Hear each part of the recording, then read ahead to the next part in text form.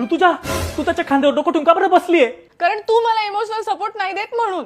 अगं आता अर्धा तास फोनवर बोललो ना मी तुझ्याशी. आता घरून मला इथे यायला 15 मिनिटं वेळ लागतो, तेवढा वेळ तर दे मला. 15 मिनिटं थांबू मी?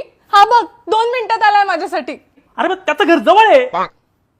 तरी पण हा कायम माझ्यासाठी इमोशनली अवेलेबल असतो, तू नाही. अगं त्याला खांदा देणं असं म्हणता ऋतुजा. या पोरांना दुसरं काम काय आहे? ही खांदे देणारी जी जमात आहे ना, त्यांना फक्त एकच काम आहे. इमोशनल मुलगी दिसली का लगेच तिला खांदा द्यायचा, सपोर्ट द्यायचा. आणि काय रे, तू पोरगा मी पोरगा, आपल्या आपल्यात काय कॉम्पिटिशन करतो रे? तुमच्यासारख्या खांद्या देणाऱ्या पोरांमुळे ना या पोरींचे नखरे वाढले माहितीये.